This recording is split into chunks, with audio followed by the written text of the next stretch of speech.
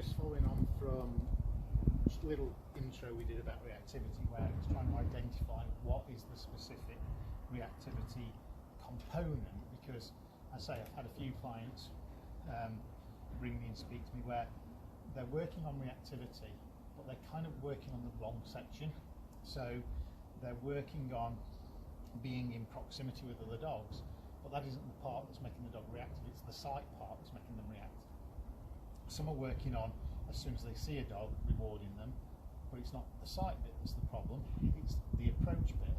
So you've really got to nail it down and identify. So simple little exercise that I like to do to kind of just help all that along the way is, because when you go out for a walk, you're going to face all three of them. You're going to have sight, you're going to have approach, you're going to have proximity. And often the dog may be kicking off, and then by that point they may be over the threshold and struggling to cope. So when I do training sessions, say like with Bliss, and I want to work on making sure that she doesn't become reactive, because she's my stooge dog, and she comes out with me on consults, you know, and unfortunately, like I say, she's had instances where she's been pinned to the floor by dogs in our local nature reserve that just got her and not done anything horrible, but of course it can upset her. So I always like to kind of prove. But one of the simple exercises that I do is I bring her out onto the drive here like this, and it could be that I'm further up the drive, but I move down here, and we're lucky that we have normally, so when I do this video, no one will come, but lots of people walking up and down.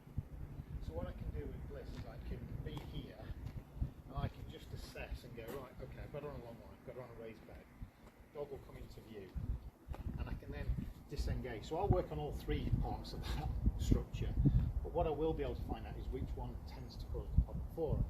So at the moment, dog comes into view, I'm going to be marking, I'm going to be yes, and I will try and get her, and the reward will come away from the dog. So it won't be a case of dog's there and I'm going to reward over here. It will be dog's over there, I'm going to reward sort of over here. And then as the dog starts coming past, I'll be here, and again I've got the long line for safety, but I'm going to leave her pretty much open to see, and that dog may pull towards her, but I'm going to try and maintain this focus so that we approach again, keep a focus, and then if, say, that person's someone that I might know, and their dogs, I know their dog is friendly, I know that maybe Bliss has met them before, or I'm pretty comfortable with how their dog's behaving, I might ask them to come up and then bring in that proximity. But again, what I'm going to do is slow that approach down. I'm going to reward Bliss away, we're going to disengage her away, and we're going to disengage the other dog away.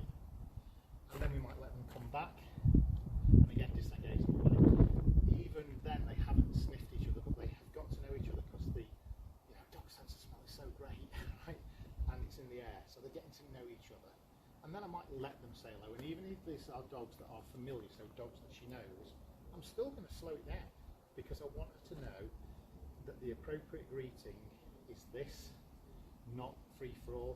So I never let her run up to dogs that she knows, never let her run up to her friends' dogs. Everything is always in that process. So she knows that whether it's familiar or unfamiliar, this is how we're going to greet.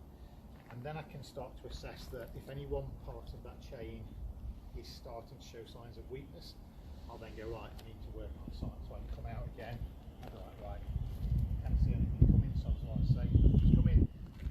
Wait, make sure she's got line of sight. As soon as she sees the dog, looks, sort of glances over, I'll be like, yes, and then spin her over this way. Okay, pop it up. But by getting her to just exist on the drive, she can watch the world go by, and she can just be neutral. And that's really what I want. I'm not even necessarily always going to reward her. I might just kind of stroke her. Good girl. Because I don't want it to be exciting. I kind of just want it to be sort of very good girl. Come here. Ready? Pose up. Good girl. I'm not going to try and overexcite it. I want it to be just neutral. Good girl. Hope that makes sense. Any questions? Let me know.